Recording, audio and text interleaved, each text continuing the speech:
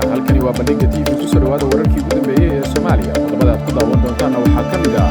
wararkii ugu dambeeyay doorashada guddoonka golaha shacabka oo waji cusub yeelatay kadib isku daygii maanta ee madaxweyne Farmaajo uu ku istaagay xildhibaanada doorashada guddoonka oo caawa ka soconaysa teendhada Afisyooni iyo qorshihii madaxweyne Farmaajo oo fashilmay xildhibaanadii lagu soo doortay magaalada Ceelwaaq ee gobolka Gedo oo ka qaybgalaya doorashada caawa ka soconaysa Afisyooni xilli roob uu guuleystay qorshihiisii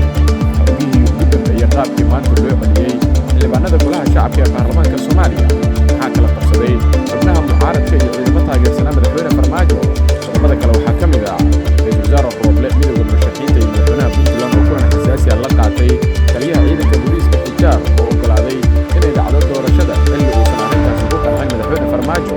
iyo beesha caalamka oo ka hortimid qorshaha halista ku ah doorashada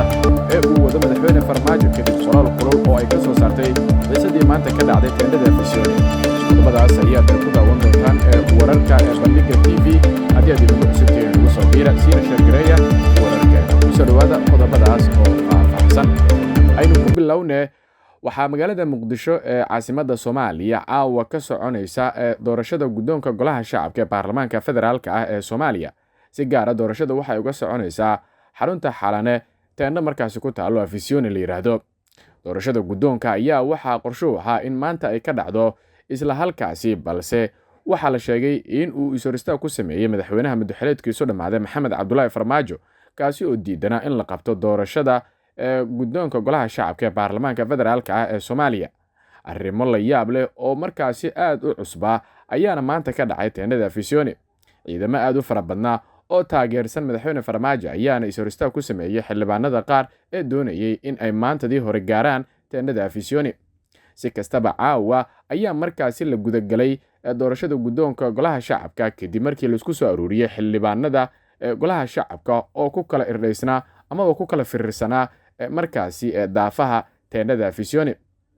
doorashada guddoonka ayaana waxa ay markaasi tahay mid aad u xiiso badan waxaana xildhibaanadu ay gudagaleen markii ay markaasi soo afureen gudoomiyaha ku meel gaarka ah ee golaha shacabka Cabdisalaan Dhabancad ayaa hore u sheegay in markaasi doorashada ay qaban doonaan xitaa haddii markaasi waqtiga afurka la isla gaaro waxa uu sheegay inay diyaariyeen waxyaabihii ay ku afuri lahaayeen xildhibaanada sidoo kalena marka la afuro kadib ay gudagalayaan doorashada guddoonka golaha shacabka ee baarlamaanka federaalka ah ee Soomaaliya doorashada guddoonka ayaa waxay tahay mid markaasi yeelatay waji cusub waxaana halkaasi ku fashilmay qorshihii madaxweyne Farmaajo uu markaasi ka lahaa doorashada waxa uu doonayay madaxweyne Farmaajo in dib loo dhigo doorashadan sidoo kalena in aysan markaa doorashada ka soo qayb galin xildhibaanadii lagu doortay Ceelwaaq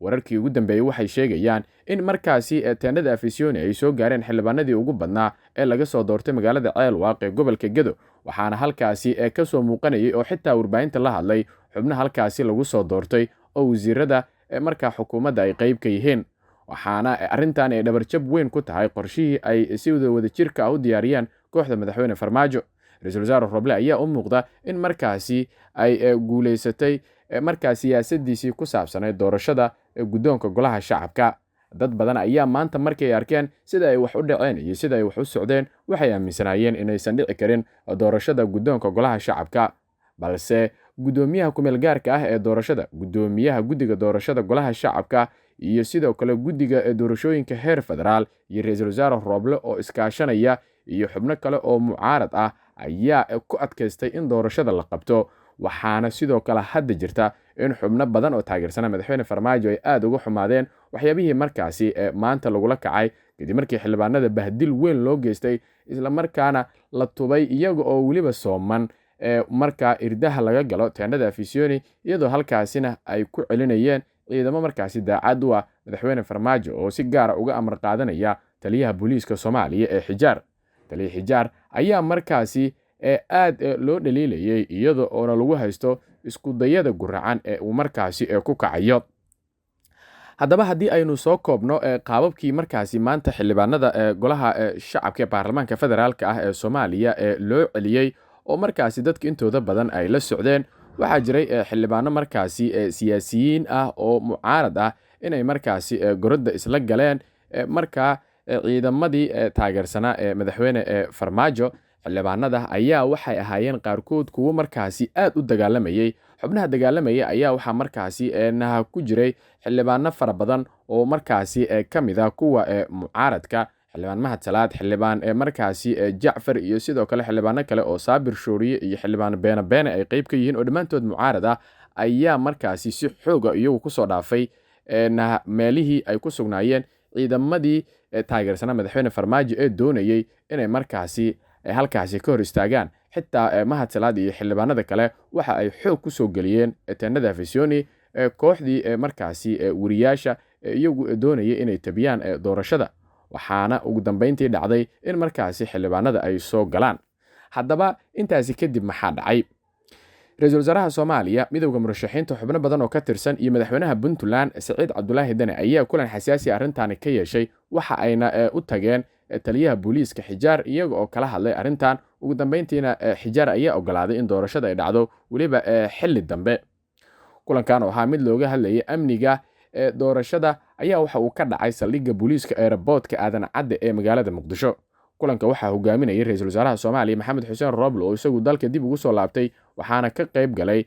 taliyaha booliiska Soomaaliya Xijaar, madaxweynaha Puntland, madaxweynayaashii hore ee Soomaaliya sida Xasan Sheekh Shariif Sheekh Axmed, madaxweynihii hore ee Galmudug Cabdikariin Xuseen Guuleed iyo markaasi murashax madaxweyne Cabdiraxmaan Cabdishakuur Warsame. kulanka ayaa waxaa xoogga lagu saaray in xildhibaanada loo ogolaado inay soo galaan teendhada Afisiyoni oo la filayo in markaasi caawa lagu soo gabagabeeyo doorashada guddoonka golaha shacabka ee baarlamaanka federaalka ee Soomaaliya. kulanka kadib ayaa waxaa markaasi la sheegay in xildhibaano badan oo kor u dhaafaya ilaa iyo 100 ay galeen hoolka Afisiyoni oo ay hore markaasi ugu sugnaayeen xildhibaano aan sidaas u badnayn kadib markii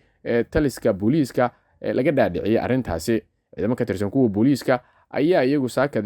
saakadii hore xirtay wadadaasi.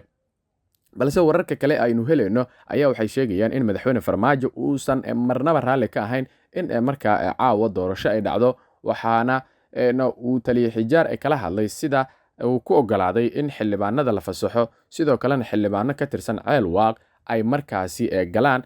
teendhada Afisiyoni ee magaalada Muqdisho oo ay markaasi ka qayb galaan doorashada guddoonka golaha shacabka ee baarlamaanka federaalka ah ee Soomaaliya. si kastaba waxay u muuqataa in madaxweyne Farmaajo taasi ay martay, isla markaana uusan hadda waxba ka qaban karin marka la fiiriyo sida ay wax u socdaan. waxaana markaasi baraha bulshada aad loogu dhaliilaya taliyaha booliiska iyo sidoo kale madaxweyne Farmaajo oo hadda dadka taageersan siyaasad ahaan ay noqdeen dad kooban oo waxaaba la dhihi karaa kaliya waxaa ka soo haray Cali Yare Cali nin la yiraahdo oo Facebooka aad markaasi ugu difaaca madaxweyne Farmaajo iyo weliba sidoo kale kooxaha kale ee taageersan, balse inta kale dadku waxay noqdeen kuwo markaasi si weyn kaga soo horjeeda madaxweynaha, ayaana leeyahay arrintan waxa ay markaa ku tahay dhaawac siyaasadeed. qaybaha dambe ayaanu isla soo gaarnay. ugu dambeyntii beesha caalamka ayaa markaasi ka hortimid qorshaha halista ku ah doorashada ee uu wada madaxweyne Farmaajo, waxa ayna soo saartay qoraal markaasi aad u xasaasisanaa amaba u kululaa. qoraalkan ka soo baxay xubnaha beesha caalamka ayaa waxaa si adag looga hadlay xaaladda cakiran ee dalka, gaar ahaan xiisadda maanta ee ka taagneed teendhada Afisiyoni ee ku saabsan dhicista doorashada guddoonka golaha shacabka oo markaasi dhammaystir u ah doorashooyinka dalka Soomaaliya.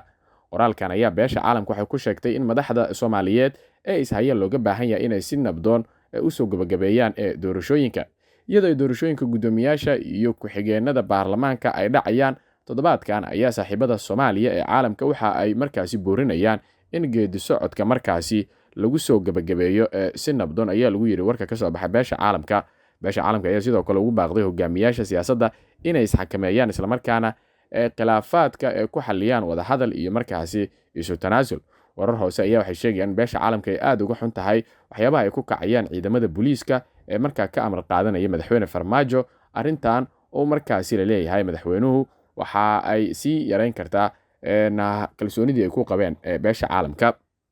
wakiilada beesha caalamka ayaa dhinaca kale soo dhaweeyay doorashadii guddoomiyaha aqalka sare iyo labadiisa ku-xigeen ee markaa shalayto lagu qabtay teendhada Afisiyoni ee magaalada Muqdisho, oo sidoo kale caawa ay ka dhacayso doorashada guddoonka golaha shacabka ee baarlamaanka federaalka ah ee Soomaaliya oo la filayay in maantadii hore la qabto, balse isku dayo ay sameeyeen kooxda madaxweyne Farmaajo ay xilligan ku soo gaartay, lana filayo in markaasi caawa la soo gabagabeeyo haddii eebaweyne uu qadaro. guudaan daawadayaal wararkeennii oo ad kala socoteen shabakada Bandhiga TV intaas ayay ku leeyihiin warkan ee warkiisa xigeentan mar kale dib ugu kulmi doono dhammaanteen isku duwan waxaan idinkaga tegaynaa sidaas iyo nabadgelyo.